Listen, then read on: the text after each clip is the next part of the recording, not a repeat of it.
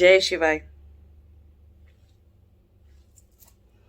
किसी ने प्रश्न पूछा है कि कैसे कैसे स्वप्न आते हैं, है ना, जीवन के विभिन्न स्टेजेस पे, लाइफ की बहुत सारी अलग अलग अवस्थाओं में, योग की, अध्यात्म की अलग अलग अवस्थाओं में किस तरह के स्वप्न आते हैं। तो उस स्वप्न से कुछ समझने का है क्या, है ना, कुछ कुछ सपनों को कुछ डिकोड करना चाहिए क्या, समझने की कोशिश करनी चाहिए क्या, कब करनी चाहिए, कितनी करनी चाहिए, और मतलब छोड़ देना चाहिए, जाने देना चाहिए, ऐसे।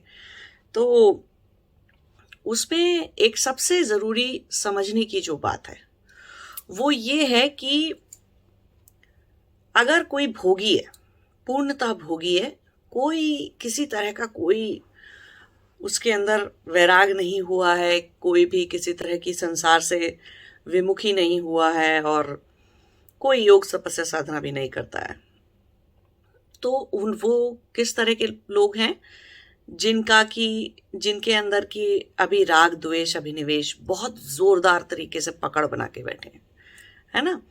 और वो लोग जो है अपना दिन भर राग द्वेष अभिनिवेश से प्रेरित होकर कुछ भी अपने कर्म करते रहते हैं, है ना। अब कर्म जो है वो वचन से भी होता है, मानसिक तरीके से भी होता है कि हम दिमाग में किसी को पीटे जा रहे हैं द्वेष की वजह से, तो वो कर्म हो गया, है ना।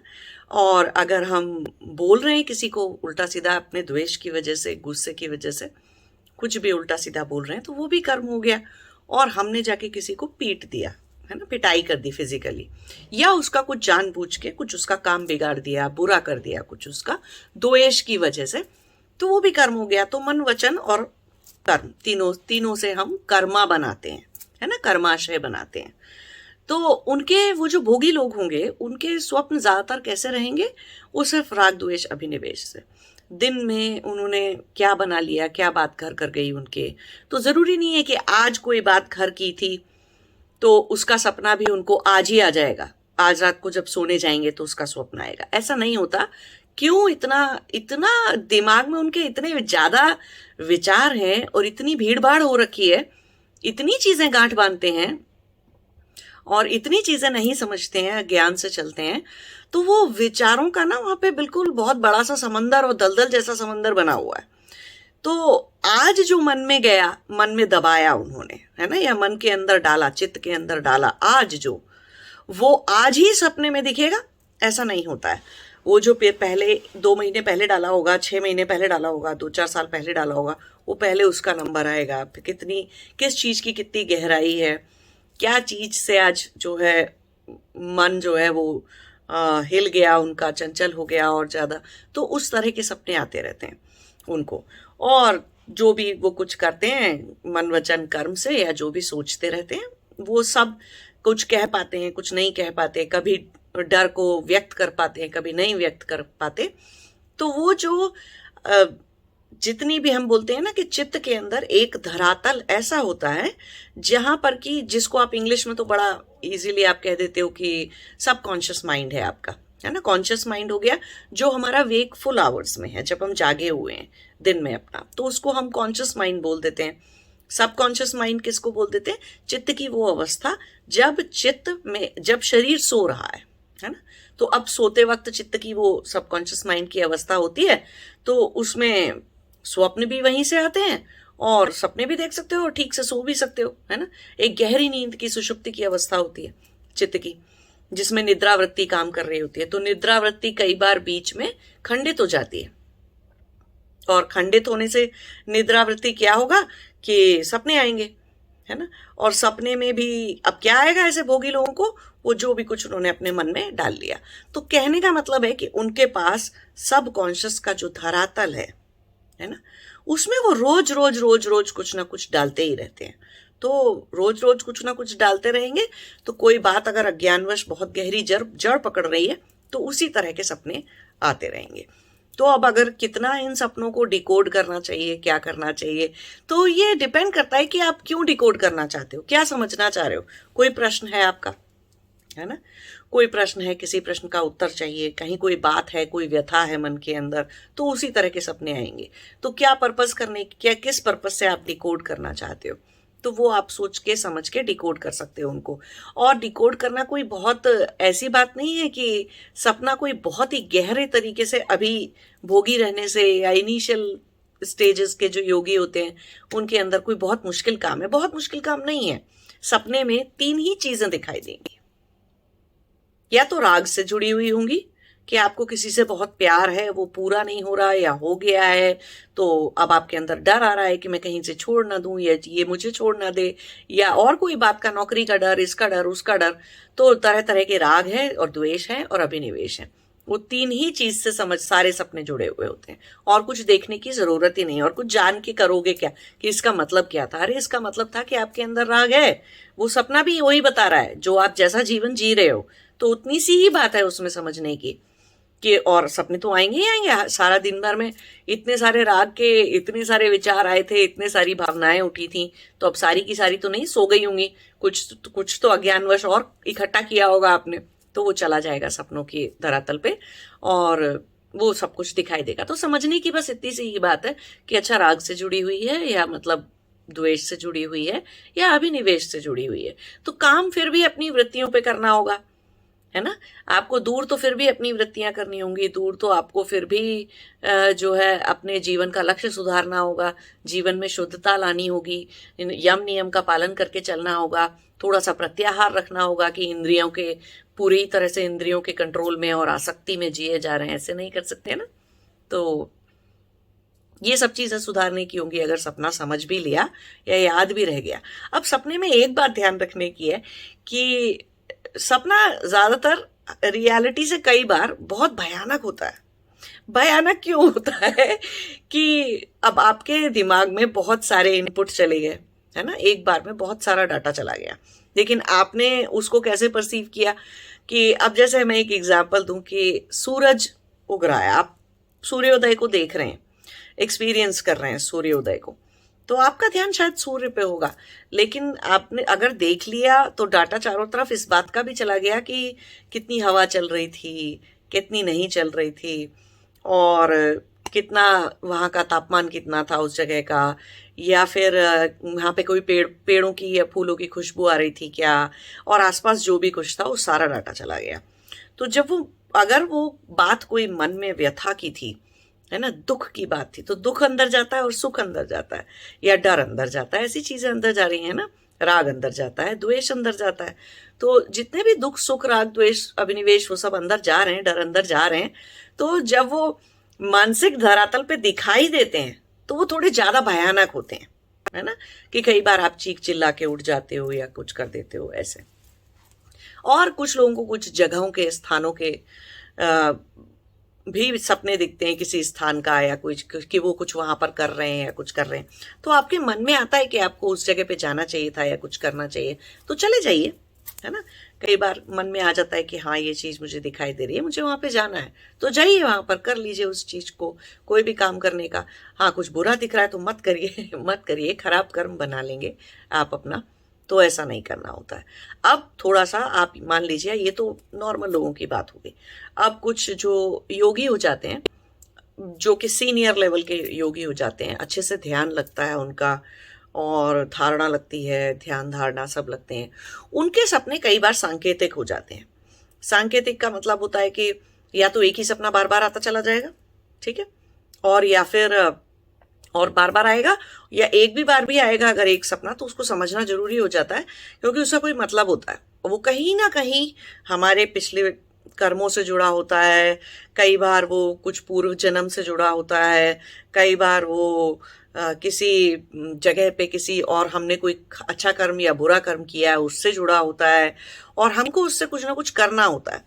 तो अगर वो योगी हैं, ध्यानी हैं आप लोग, और इस तरह के सपने आ रहे हैं, तो या तो खुद ही समझ में आ जाता है उस स्टेज पे। इंसान अगर थोड़ी देर धारणा लगाएगा कि अच्छा, मुझे ये स्वप्न आ रहा है तो क्यों आ रहा है, अगर खुद से ही 2-4 बार पूछेगा तो समझ जाएगा कि क्यों आ रहा है। उसके लिए कोई, और फिर भी अगर नहीं समझ में आ रहा है, खुद के पूछने से नहीं समझ में आ रहा है, तो आप अपने गुरु से पूछ सकते हैं, गुरु से बात कर सकते हैं, जो भी आपके आसपास आपके गुरु हैं, है ना। कोई भी आपके आसपास है कोई ऐसा व्यक्ति, तो वो बता सकते हैं कि ऐसे सपने का क्या मतलब हो सकता है ना, और तुम्हें कुछ करना चाहिए कि नहीं करना चाहिए।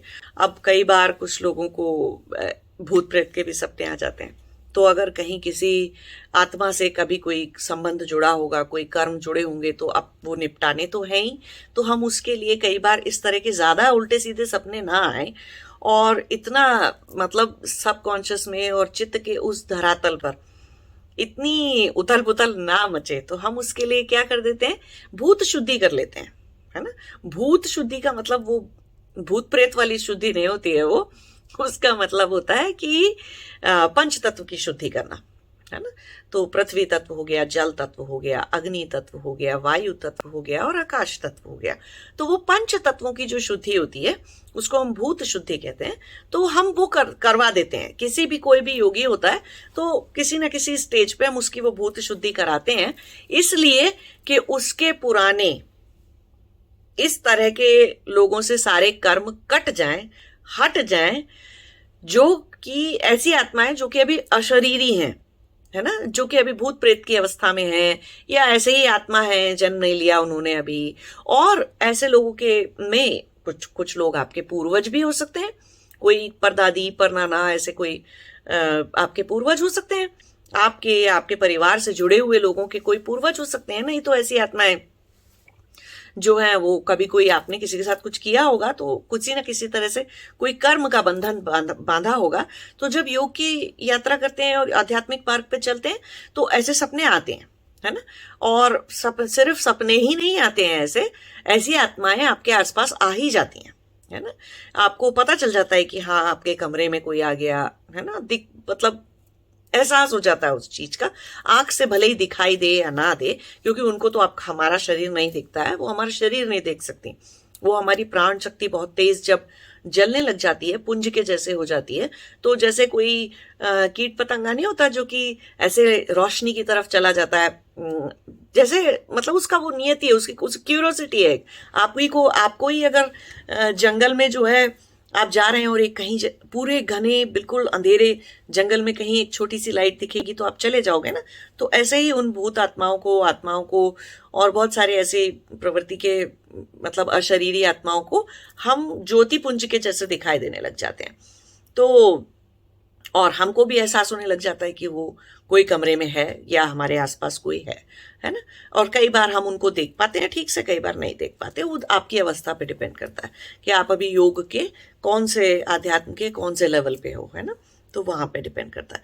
तो वो सब बंधनों को काटना ही पड़ता है ना। अब उसमें से कोई आत्मा दुष्ट भी हो सकती है, तो ऐसे नहीं सोचना है कि हमने तो पिछले सारे जन्मों में सिर्फ अच्छी अच्छी आत्माओं से ही सारा कनेक्शन या बंधन बनाया होगा, और हमने जो है कभी हमको कोई बुरा मिला नहीं, या किसने हमारे साथ बुरा नहीं किया, या कभी हमने किसी के साथ बुरा नहीं किया। ऐसे तो नहीं हो सकता, नहीं तो मनुष्य शरीर धारण किए ही क्यों जा रहे हैं। फिर तो एनलाइटन होकर हो गए होते, मोक्ष मिल ही गया होता कब का ना। लेकिन इस जन्म में मोक्ष की यात्रा पे चल रहे हैं, अध्यात्म की यात्रा पे चल रहे हैं, तो इसका मतलब है कि कहीं ना कहीं कोई ना कोई इस तरह के कर्म, इस तरह के लोग, इस तरह की चीजें रहती हैं। कई बार कुछ ऐसी चीजें ज्ञान से भी रिलेटेड होती हैं कि आपके मन में कोई प्रश्न उठा कि मेरे अंदर ये वृत्ति इतनी गहरी है या मुझे अपना ज्ञान समझ में नहीं आ रहा, तो उस तरह के स्वप्न भी होते हैं अपने अज्ञान से, अपने अविद्या से जुड़े हुए। अपनी पूर्व जन्म में अब हम कुछ और रहे होंगे ना, ठीक है, इस जन्म में मैं आईटी में हूँ, लेकिन मैं पिछले सारे जन्मों में आईटी तो नहीं कर रहे होंगे, कुछ और कर रहे होंगे। फिर किसी और जन्म में कुछ और पैदा हुई होंगी, कुछ और कर रहे होंगे। तो उस जन्म में मैं किस जन्म में क्या कर रही थी, अगर कहीं उसके अंदर कोई कार्मिक बंधन है, या उसके अंदर कहीं कोई ऐसी चीज है जो कि मुझे समझनी है ना, कोई मेरी अविद्या ज्ञान से रिलेटेड कोई बात है, कोई चीज है, तो मुझे उस तरह के सपने आएंगे, है ना। तो वो सपना फिर उस टाइम पे एक तरह से आप ये समझ लीजिए कि तब सपना जो है आपको इतना पीछे की दुनिया दिखा सकता है। और विज्ञानमय कोश के थ्रू, क्योंकि आप जो है जब आप सीनियर योगी हो जाते हो, जब आपको ध्यान लगता है, धारणा लगती है, छोटी छोटी समाधियां भी लगने लग जाती हैं, तब क्या हो जाता है कि विज्ञानमय कोश जो होती है वो आपका परसेप्शन जो है, एक्सपीरियंस, वो विज्ञानमय कोश से भी आता है। तो जब विज्ञानमय कोश से आएगा तो काल के परे की भी नॉलेज आएगी आपको, इसका मतलब है आपके लिए काल बिल्कुल ऐसा हो जाएगा कि बहुत पीछे टाइम में जाकर भी अगर कुछ हमने किया था, आज से 5,000 साल पहले, 4,000 साल पहले, 2,000 साल पहले हमने कोई जन्म लिया था और हमने कुछ किया था, तो अगर वहां कोई अज्ञान है, विद्या है या कर्म का कोई बंधन है, तो उस तरह के सपने भी आते हैं, है ना, कई बार। अब ये तो सपनों की बात थी। जब समाधियां लगने लगती हैं, समाधि में और योग की अवस्थाएं स्थिर होने लग जाती हैं, अच्छा सा ध्यान, अच्छा सा सब कुछ धारणा, बिल्कुल स्थिर सी योग की अवस्थाएं होने लगती हैं, तो दर्शन शुरू हो जाते हैं। देखिए, विज्ञानमय कोश का वो पटल खुल जाता है। अभी तक मानसिक पटल पे थे, है ना, वो जो रोज रोज अंदर डाल रहे थे और रोज रोज सपने में वो थोड़े दिन बाद वही चीज भयानक रूप में सपने में दिख रही थी। भोगियों के साथ ही जो होता है, या शुरू शुरू में जब जो लोग योग कर रहे हैं, जिनको अभी उतना वैराग्य नहीं है, उनके साथ जो होता है सपने के अंदर, वो मानसिक पटल पे हो रहा है। चित्त का अलग अलग अलग एरिया है वो चित्त का, है ना, और मनस पटल है वो चित्त के अंदर। लेकिन अब अगर चित्त में वृत्तियां कम हो चुकी हैं, तो चित्त में प्योर कॉन्शियसनेस एग्जिस्ट करती है, मतलब कि शुद्ध चेतना जो है वो रहती है। तो वो शुद्ध चेतना ना एक शीशे का रिफ्लेक्टिव सरफेस का काम करती है। तो अब उस शुद्ध चेतना में क्या चीज रिफ्लेक्ट होगी? अब हम रोज रोज तो योगी हो जाते हैं, ध्यानी हो जाते हैं, तो रोज रोज तो कोई कर्म ही बना ही नहीं रहे हैं, कोई कर्म ना मानसिक रूप से बना रहे हैं, ना वचन से बना रहे हैं, ना कर्म से बना रहे हैं। जो भी कुछ है जीवन में वो सिर्फ क्रिया के जैसे है ना, हमने उससे बंधन नहीं बनाया, सीधी सी बात है। कर्म किया तो भी बंधन नहीं बनाया। तो जब कर्म से बंधन नहीं बनता, उस चीज को हम कई बार क्रिया कह देते हैं, ठीक है। तो सारे कर्म, कुछ भी हमने अपना, चाहे वो पैसा कमाना हो या कुछ भी करना हो, बच्चों को देखना हो, घर परिवार की जिम्मेदारी संभालना हो, कोई भी चीज है, हम कोई भी कर्म कर सकते हैं, बंधन नहीं बना रहे हैं, ठीक है। तो योगी नए बंधन नहीं बनाता। तो हम उस बात को कई बार रफली कैसे बोल देते हैं कि योगी नए कर्म नहीं करता, है ना, बंधनकारी कर्म नहीं करता। ये नहीं कह रहे हैं कि वो बिल्कुल पत्थर की शिला पे चट्टान पे जाके बैठ जाता है घर बार सब छोड़ के, और फिर बिल्कुल कुछ भी करता ही नहीं है। ऐसे कैसे हो सकता है? कोई ना कोई क्रिया तो करेगा, खाएगा भी, पिएगा भी, उठेगा भी, चलेगा फिरेगा भी, सांस लेना भी क्रिया है ना। तो कोई ना कोई क्रिया तो करेगा ना। तो कहने का मतलब है बंधनकारी कर्म नहीं करते, बंधन नहीं बनाते। तो ऐसे लोगों को जब वो जो चित्त के अंदर जो प्योर कॉन्शियसनेस, शुद्ध चेतना जाग गई है, अब वो विज्ञानमय कोश में से चीजें दिखाती है। तो व्यक्ति का जो परसेप्शन है वो अब विज्ञानमय कोश से आ जाता है। अब देखिए, चित्त का मेजर जो चित्त का हिस्सा है वो कहां पर है? मनोमय कोश को बनाने में यूज होता है। तो अब उससे ऊपर चले गए आप, और ऐसे लोगों को अपने चित्त का भी पूरा एक्सेस होता है, क्योंकि वो उन्हें चिदाकाश की सिद्धि भी हो जाती है ना। तो ऐसे लोगों को फिर दर्शन होने लग जाते हैं, है ना। देखिए, दो अलग अलग बात है कि मनस पटल पे, सपने के अंदर जो मनस पटल है उसमें किसी व्यक्ति ने कभी कोई भगवान का सपना देख लिया, सपने में भगवान जी देख लेना, ऐसे समझ लीजिए आप, या सपने में किसी देवी देवता को देख लेना कि आज मुझे हनुमान जी का सपना आया। अरे दिन भर बहुत ज्यादा हनुमान जी के बारे में सोचोगे तो रात को सपने में आ ही जाएगा, कोई बड़ी बात नहीं है। दर्शन नहीं हुए वो। दर्शन कब कहते हैं हम? जब आप सपने में चेतना जागी हुई है आपकी। कहने का मतलब है आप अपने सपने में जागे हुए हो, और वो भी बुद्धि से। तो जब ऐसे योगी हो जाते हैं, सीनियर योगी हो जाते हैं, अच्छे योगी हो जाते हैं, तो किसी से पूछना थोड़ी पड़ता है कि मैंने ये देखा, इसका क्या मतलब है, मैंने ये देखा, उसका क्या मतलब है, मैंने वो देखा, उसका क्या मतलब है। किसी से कुछ नहीं पूछना पड़ता है। क्यों? कि जब कुछ दिखाया जा रहा है तो आपकी चेतन, आप चेतन हो, जागे हुए हो, ठीक है। शरीर भले ही सो रहा होगा आपका, उससे कोई मतलब नहीं है। चेतना बुद्धि पर है और बुद्धि जागी हुई है। तो बुद्धि उसी वक्त प्रश्न कर लेती है कि मैं जो देख रहा हूं या देख रही हूं वो क्यों देख रहे हैं, उसके दिखाई देने का पर्पस क्या है। तब हम ऐसी चीज को जब दर्शन बोल देते हैं, क्योंकि दर्शन चेतना से जुड़ा है। अब जो स्वप्न है उसमें चेतना का कोई काम नहीं है। सपने में चेतना कहां फंसी हुई है? आपकी बुद्धि पे तो है ही नहीं, तो आप जागे हुए तो हो ही नहीं। तो उसमें आप क्या है, सपना आपको जैसे जैसे दिखाया जा रहा है आप वैसे वैसे उसको देखते जा रहे हो। योगी को कोई भी फालतू सपना आता है या कुछ भी आता तो वो, क्योंकि स्वप्न में जाग जाता है, तो वो वहीं उस सपने को रोक सकता है या रोक सकती है कि नहीं, ये क्या फालतू की चीज है, क्यों क्यों मैं बेकार अपनी निद्रावृत्ति को तोड़ रहे हैं, क्यों अपनी नींद खराब कर रहे हैं, चुप, बंद सपना, सो जाओ अभी। तो ऐसे करके बंद कर देते हैं और सो सकते हैं, उतनी पावर होती है। उस चीज को हम योग निद्रा भी कह देते हैं। बट आजकल तो योग निद्रा का बहुत मीनिंग बदल गया, पब लोगों ने उसको बिगाड़ दिया। किसी दिन मैं उसके ऊपर वीडियो बनाऊंगी, तब समझाऊंगी योग निद्रा क्या है। लेकिन कहने का मतलब क्या है कि वो चीज को हम सपना क्यों बोलते हैं, क्योंकि आप उसमें सो रहे हैं। आपकी चेतना जो है वो, आप सपना जरूर देख रहे हैं, सब कुछ चल रहा है उसके अंदर, लेकिन आप जागे हुए नहीं। तो आपका कोई कंट्रोल नहीं है अपने सपने के ऊपर। लेकिन जब दर्शन होते हैं किसी चीज के, तो हम पूरी पूर्ण चेतना से जागे हुए होते हैं। कहने का ये मतलब है, शरीर से जागे हुए नहीं। आंख खुल गई और कान काम करने लग गए और शरीर जाग गया, उससे मतलब वो जागा हुआ की बात नहीं कर रहे हूं मैं बात कर रही हूं जागा हुए का मतलब है कि आप चेतन रहते हैं। तो दर्शन होते वक्त आप चेतन रहते हैं।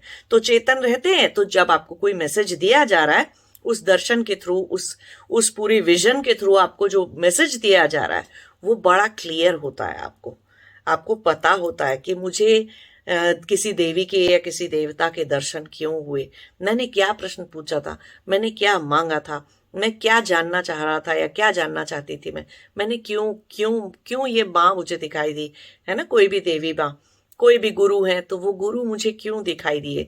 या कोई विचित्र, बिल्कुल ही विचित्र सा सपना है, जैसे कि मुझे निर्विकल्प समाधि लगने के 13 दिन पहले मैंने एक सपना देखा, विजन देखी ऐसे बोलना चाहिए, क्योंकि मैं चेतन थी उस वक्त। और उसमें मैंने देखा कि एक सफेद रंग का सांप है, बहुत सुंदर सांप है सफेद रंग का, और उसको मैंने अपने हाथ पे ऐसे खड़ा कर रखा है। वो हवा में बिल्कुल सीधा है और मैंने ऐसे हाथ में रखा, और मैंने देखा कि मैं जो हूँ वो ऐसे 15-16 फीट ऊंची, लंबी, चौड़ी, इतना मेरे शरीर का साइज है। और मैंने ऐसे, बहुत बड़ा साइज है मतलब मेरे शरीर का, और मैंने वो हाथ में सांप को ऐसे उठा रखा है। वो सांप बिल्कुल सीधा हवा में टिका हुआ है, और उस सांप के ऊपर, सर के ऊपर नीले रंग की मणि है, और उसमें से बहुत तेज प्रकाश निकल रहा है। और मैंने उसको ऐसे करके बड़े आराम से, और मैं बहुत अच्छे से, बहुत कंफर्टेबली उसको ऐसे करके सांप को अपने हाथ पे साधे हुए हूँ। तो जब मैं चेतन हो गई ये देखते में, है ना, तो मुझको पता चला कि ये मुझे क्यों दिख रहा है, क्योंकि मेरी कुंडलिनी सहस्रार तक पहुंच के बाहर निकलने वाली है, अभी चढ़ने वाली है पूरी। तो समाधि शुरू होने के, लगने के 3 महीने पहले से मुझे कुछ इस तरह के दर्शन होते थे, इस तरह की चीजें होती थी। 3 महीने जब मुझे ये पता रहता था कि अब मुझे समाधि लगेगी ही लगेगी, मैं समाधि लगा ही लूंगी जो भी। लेकिन कभी भी दर्शन के बाद, किसी भी गुरु के दर्शन हुए या कुछ भी हुए, मेरा अंदर से यही पूछना होता था, कुछ और बचाए करने के लिए अंदर, मेरे अंदर कोई और अज्ञान, अविद्या बची है, तो मुझे शक्ति दो, मुझे ज्ञान दो कि मैं वो निकाल लूं अपने अंदर से, मैं वो पूरा करूं। मैं अगर ये लक्ष्य लेकर पैदा हुई हूं, तो मुझे ये लक्ष्य पूरा करने की शक्ति दो, है ना। तो मैं इसे समर्पण भाव से, चेतना से वो दर्शन को देखती थी, दर्शन करती थी। तो दर्शन का ये मतलब हो जाता है ना। चाहे भले ही शरीर के सुप्त अवस्था में, शरीर सो रहा है, ठीक है, तो शरीर की सुप्त अवस्था में भी दर्शन हो जाते हैं, है ना, क्योंकि चेतना से आप जागे हुए हो। तो कहने का मतलब है कि निद्रा वृत्ति चित्त के लेवल पे काम करती है ना। और चित्त हो चुका साफ, चित्त में अब कोई वृत्तियां ऐसी कुछ खास बची नहीं है, इतना ज्यादा अविद्या ज्ञान कुछ बचा नहीं है, राग द्वेष अभिनिवेश अस्मिताएं कुछ इतनी बची नहीं है। राग द्वेष अभिनिवेश तो खैर बहुत पहले ही नहीं बचा है, नहीं तो वहां तक भी नहीं पहुंचते। तो अस्मिताएं भी उतनी नहीं बची, कुछ इतना नहीं बचा है। तो सपने ऐसे हो जाते हैं। और कई बार ऐसा हो जाता है, ऐसा नहीं कि सिर्फ योगी ही ऐसी स्थिति में पहुंचेंगे, है ना। कई बार नॉर्मल भोगी व्यक्ति भी, कभी उसकी स्पिरिचुअल जर्नी शुरू करानी होती है ना, तब भी उसको ऐसे सपने आते हैं। तो सपने आते हैं या ऐसी चीजें होती हैं, तो हम अगर खुद नहीं समझ पा रहे हैं, आप सपना देखते वक्त या दर्शन में तो आप चेतन है, तो सवाल ही नहीं पैदा होता कि आपको किसी से पूछना पड़े। हाँ, आप किसी को बता जरूर सकते हैं, पूछना नहीं पड़ता है लेकिन कुछ भी।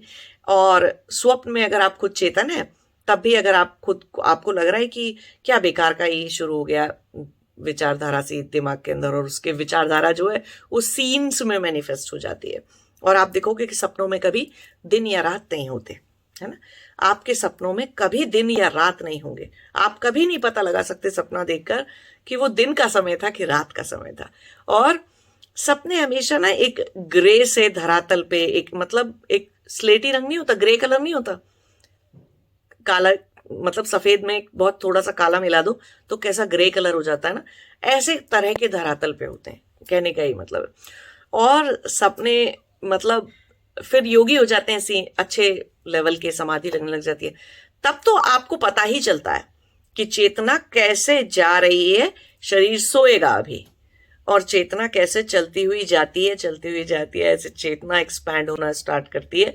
और कैसे कैसे मतलब आप स्लीप में भी कैसे जाते हैं और फिर उठने वाले होते हैं, तो आप तो जाग जाते हैं, पहले शरीर बाद में जागता है। तो आपके जागने में और शरीर के जागने में वो जो चेतना जिस तरह से चलती है और ट्रैवल करती है, वो भी एक योगी को पता चलता है ना, कि अब मैं ना लाइट ऑन करूंगा, इसका मतलब है कि अभी मैं बत्ती जलाने वाले अपने शरीर की, मतलब अभी मैं शरीर को होश में लाऊंगी, शरीर को जगाऊंगी अपने।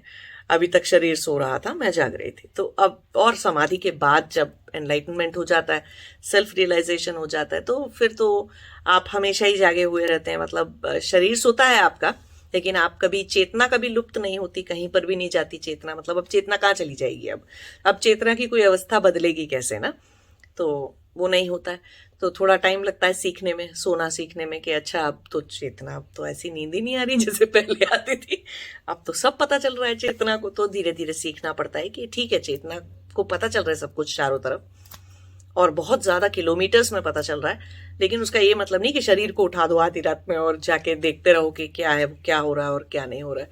तो ऐसे नहीं करना चाहिए। तो थोड़ा सा समय लगता है सीखने में, सोने में। तो सपनों की ये दुनिया है। तो आप देख लीजिए कि आपको कितना खुद समझ में आ जाता है या नहीं आ जाता है। और नहीं तो सपनों का सीधा सीधा कनेक्शन जो है राग द्वेष अभिनिवेश अपनी वृत्तियों से ही होता है हमेशा, कार्मिक बंधनों से ही होता है हमेशा। और कोई चीज का क्यों हमें सपना आएगा ना। और या हमारे जीवन के जो लक्ष्य हैं, हमें कुछ करना है, हमारी कुछ डिजायर्स हैं, आपकी कुछ वो आपको डिजायर पूरी करनी है, तो उस तरह के सपने आते हैं, है ना, लक्ष्य की प्राप्ति के, या प्राप्त हो पा रहा है नहीं आ रहा है। अब कोई एग्जाम देने जा रहा है तो उसको ऐसे सपने आएंगे कि वो एग्जाम में पहुंच नहीं पा रहा है, ट्रेन नहीं चढ़ पा रहा है, या बस में नहीं चढ़ पा रहा है, यात्रा करने वाला कोई है तो ऐसे सपने आएंगे। तो ऐसी चीजें हैं। तो देखिए आपको कैसे सपने आते हैं, क्या आते हैं। और अगर कोई विचित्र सपना आपको बार बार आए जा रहा है, कई सालों से आए जा रहा है, ऐसा कुछ हो रहा है, तो आपके आसपास जो भी गुरु हैं आप उनसे पूछ सकते हैं, ठीक है, कि भाई मुझे क्यों इतने विचित्र सपने या इस तरह के सपने क्यों आ रहे हैं। बाकी ये है कि हर सपने को डिकोड करना नहीं, ऐसा जरूरी नहीं होता है ना। हर सपने का मतलब समझना है, हर सपने के ऊपर पूरी पीएचडी करनी है, कोई जरूरत नहीं होती है उसकी, ठीक है। जो अभी रियल लाइफ में जागते वक्त जो कर रहे हैं उस पर अगर ध्यान देंगे और जीवन को चेतना के साथ जिएंगे, तो फिर सपनों को इतना डिकोड करने की जरूरत पड़ेगी नहीं, है ना, क्योंकि फिर सपनों से सीधे दर्शन की अवस्था में पहुंच जाएंगे। ठीक है। नमस्ते। जय शिवाय।